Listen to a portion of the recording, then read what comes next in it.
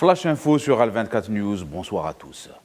Le président algérien Abdelmadjid Tebboune enjoint de ne pas gêner ni entraver la circulation au niveau des postes frontières terrestres des ressortissants tunisiens frères souhaitant entrer en Algérie ou en sortir.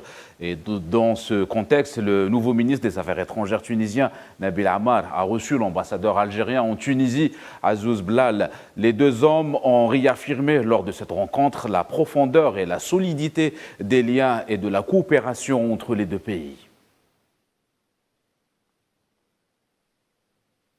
C'était vers les coups de 8 heures du matin que l'avion transportant les dépouilles des deux ressortissantes algériennes qui ont péri lors du séisme dévastateur qui a frappé le sud de la Turquie et la Syrie lundi dernier a atterri à l'aéroport d'Alger Houari Boumediene.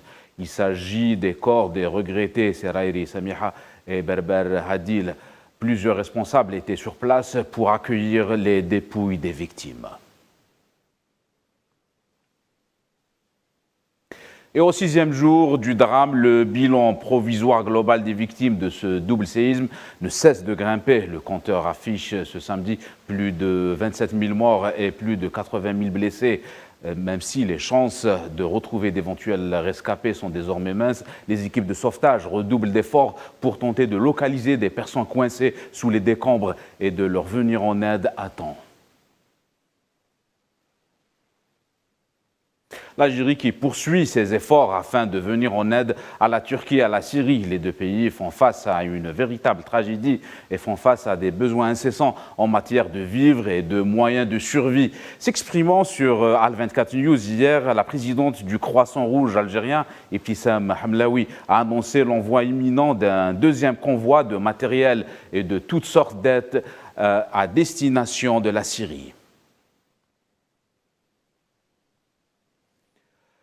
Les victoires diplomatiques de la Palestine se poursuivent. Les autorités palestiniennes ont salué la rupture des relations entre la ville de Barcelone et l'entité sioniste en raison de l'occupation. La maire de la ville catalane, Ada Colau, avait annoncé en fin de semaine avoir écrit au chef du gouvernement sioniste Benjamin Netanyahou pour lui signifier l'arrêt de manière unilatérale de ses relations avec les autorités sionistes, y compris le jumelage avec Tel Aviv. Ada Colau a déclaré qu'il s'agissait d'un geste fort et nécessaire pour inviter à la paix.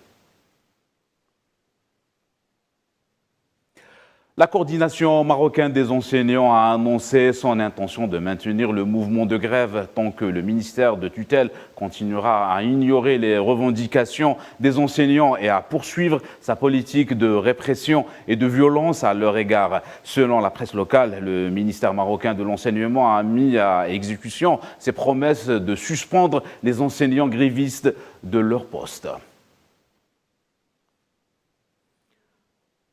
L'état-major de l'armée malienne a informé dans un communiqué que les forces armées maliennes FAMA ont neutralisé 82 terroristes dans différentes zones du pays. Ce dernier bilan s'ajoute à l'interpellation de 35 suspects dans les zones de Pafo, Zofara et Bandiagara.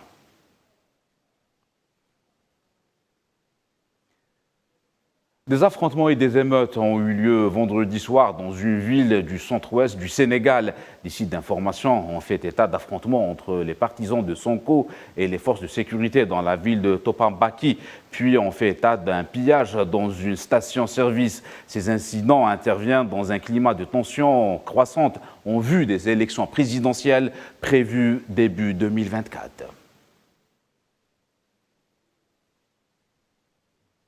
Le 11 février, un jour pas comme les autres, dans la mémoire collective des Sud-Africains et de l'ensemble du continent africain, car il s'agit du jour où l'ancien militant du parti ANC est l'un des plus grandes figures mondiales de la lutte contre le régime d'apartheid, Nelson Mandela, recouvrait sa liberté devant les caméras du monde entier, 27 ans après l'incarcération.